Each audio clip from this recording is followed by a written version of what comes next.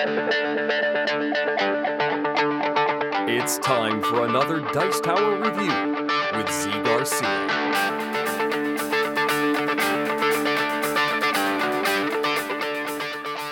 Hey everybody, today I'm going to be taking a look at Harvest Island. Harvest Island is a card game in which you are going to be gathering different fruits, cards representing those fruits, harvesting them, placing them on the board, growing them in front of you, and then cashing those in, harvesting them for victory points at the end of the game, while also contending with the weather. You have to be careful that you don't push your luck so long and try to get such fantastic fields going that the weather comes around and pushes you back down. There might be a drought, there might be a flood, so you have to contend with that. Let me show you how the game works, and then we'll come on back and I'll tell you if I thought the game did a good job at what it tries to simulate. Is it fun? Here we go.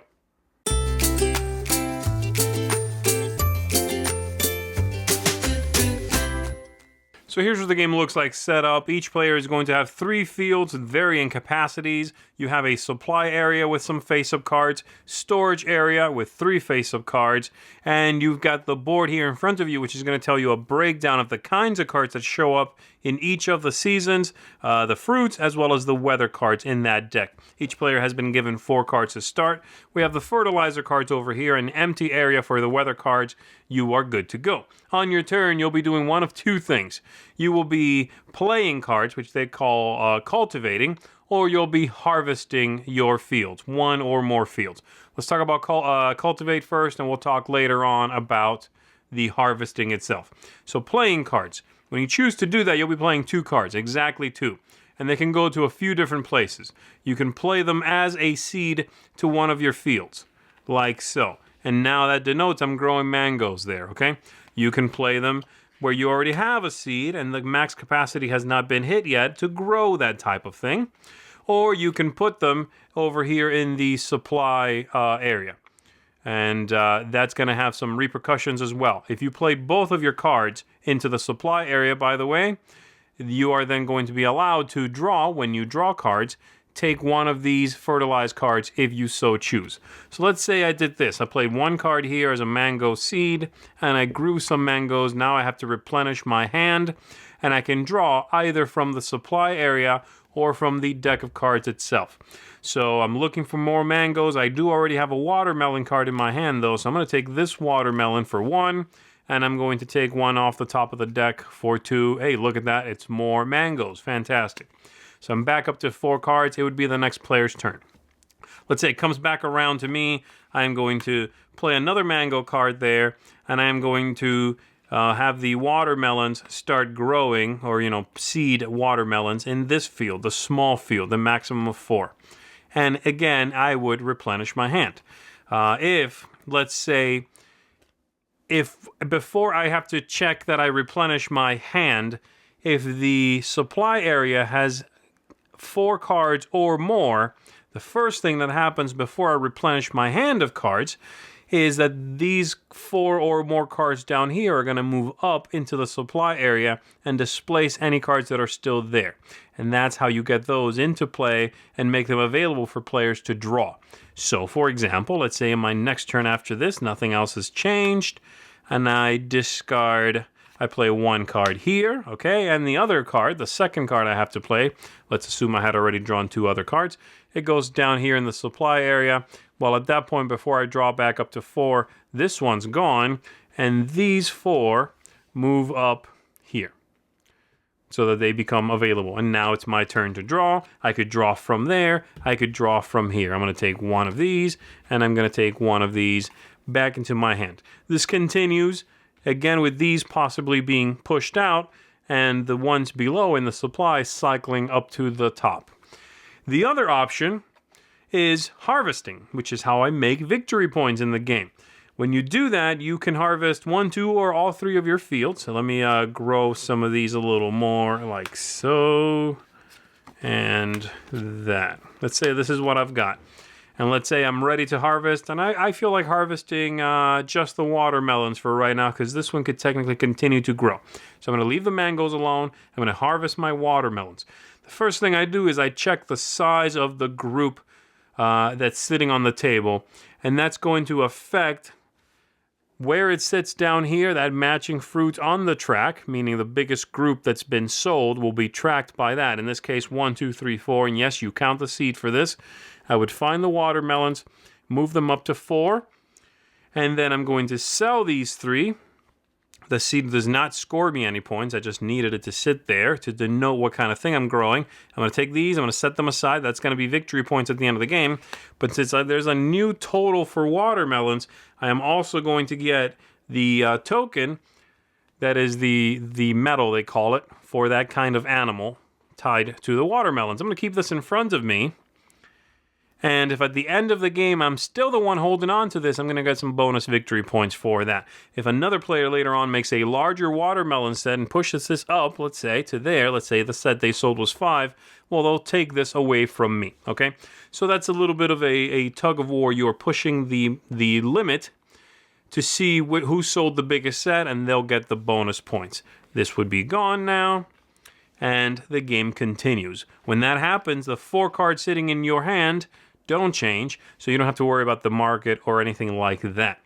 If, when I sell something, let's back up our example here just for a second. If I had played, let's say, instead of this, I had a fertilized card that was sitting in that field, well, the fertilized card is not going to net me any victory points. You don't sell it. You're simply going to put it back on the pile. But when I count the size of the group, it counts as 2. So in this case, 1, 2, 3, 4, 5. If the watermelons were still down here, I would take it all the way up to 5, and I would take my matching medal, get rid of this, put these 2 in my score pile, and get rid of the seed, okay? That's basically how that works. So again, very simple. You are going to play cards onto your board or to the supply. You are going to refresh that if need be. You are going to refresh your hand after that, or you are going to sell the things in front of you, as many as you'd like. You are going to check if you pushed up the totals. You are going to get the appropriate badges, which are victory points at the end of the game. That's basically everything except for the weather, which is very simple. Some of the cards in the deck are going to be weather. There is too much water, or there is not enough water. When one of these is drawn from the deck, you are going to place it down here in the weather area. And if there are ever 3 of the same kind, then there is a problem. And every player is going to lose half of the cards they've got in front of them for the biggest field going. In this case, this is the only one going, so I would lose 2 cards, and you do have to prioritize the best cards. Unfortunately, I would lose these 2, all right? If another card, if there's 2 of the droughts down there, though, and we draw the flood, it does cancel one of these. So they basically neutralize each other. It's a very nice, simple system. And this is going to be very necessary to let you know how many cards are in each deck and what the breakdown is of the different fruits. They'll be aware some of the cards are removed depending on the number of players. And you've got the different decks for each of the different seasons in the game. There you go. That should give you an idea of how the game works. That's everything that comes in it except for more of these badges. So let's go back up top and let me tell you what I think of the game and how I think it plays. All right, so that is Harvest Island. Let's take a look at it. We're going to start with thematic ties. What do I think of the theme? I like this theme a lot. I enjoy this sort of very pleasant feeling of grabbing the cards you need, planting the seeds, watching them grow, eventually harvesting them, scoring those cards, doing it again. At first, I was worried that cycle wouldn't happen enough times in the game, but it does feel satisfactory. I think the theme comes through in that you are going to, the cyclical nature of that, sowing and then reaping that is satisfactory. It doesn't happen so many times that it becomes a chore, but it doesn't happen so few times that you feel like you can really take risks, So the thematic ties there work very well. The aesthetics and the quality of the components are superb. I really, really like the look of the game. I think the artwork in it is fantastic.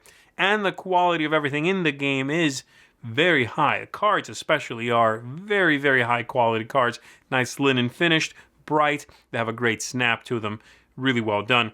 And so I like the aesthetics quite a bit. The only thing I had a slight issue with was that the drawing on the metals, on the animals, matches the cards, not the fruit token. And so I had to make sure, because they don't say the name on the badge, which is just a standee, right? Cardboard standee. So sometimes it would take me a second to find the matching one and take said token for myself. You know, if I pushed up bananas, I'm like, okay, which one's the banana one? Oh, wait, it's on the cards. Let me look at the cards. I just flipped face down, and now I know what it looks like. It's a minor thing, but be aware of it. Replayability, I think, is very nice. It's quite high, actually, because it's got this, you'll discover levels to it, you know, such as, okay, that chart they give you in the middle of the table with all the fruits and when they grow, a first-time player might not really pay too much attention to that. You're grabbing the cards you think you want. Oh, okay, that's a high-scoring card. I'm going to plant that. I'm going to grow it. I'm going to sell it. The more you become familiar with the game, the more replayability and depth there is there. And when fruits are available in the different decks is one of those things, with, of course, allowing for the variance of some cards being removed from the decks. The other thing is the weather. And it tells you right on the board how many weather cards of each kind show up in each deck. I like that a lot too. And so you have to, sometimes you know when to push. You know that you've run out the weather cards in this one deck, and there's enough cards in that deck left that you can kind of make a push. But you have to be careful. And when it happens, it's great. It's a wonderful moment. Someone usually pushed their luck too far, and they are punished for it. But I love the weather system in it. And the replayability, thanks to those different things, is high. The game length, great. Also on point. The box has 30 minutes. It's a little longer than that maybe, but not by much. And it does have the rhythm of the game is very nice as well. So the length fits what you are doing in the game, and I think it does not outstay its welcome. It's very nicely done. The ease of play, which is fiddliness, if there's any weird design choices, anything like that, the game is a little quirky. There are some things about it that are a little sort of strange, and the main one that I from the rules design perspective is that they keep counting and not counting the seed card for different things. Like for how big the plot is, when you would earn one of those medals, they count it, okay? When you score it, you don't count it. You don't score the seed. So, okay, then at the end of the game, for end game scoring, and when the weather hits you, you count it. So I wish that was a little bit simpler, dealing with the seed card. Either count it all the time, or just tell me to ignore it completely. That's a minor thing, but it's probably the most fiddly part of the game. Everything else I thought worked well. Pushing up the fruits on the track, very obvious, very simple. Dealing with the fertilizer, also very simple. If you want to go with that route of pushing, the fruits up as far as you can, taking those metals, which are a lot of points, they're certainly worth it, then focusing on getting fertilizer cards is a good way to do that. But that's mainly in. The game, as I said, feels kind of quirky, but in some ways also has a very traditional, relaxing quality about it. And lastly, tactics and strategy and luck, of course. There is some luck here. You're drawing cards from decks, but there are some neat tactics. The idea of having the supply card, the reserve card, the row basically, push up and become available and displace any cards that are there. That's neat.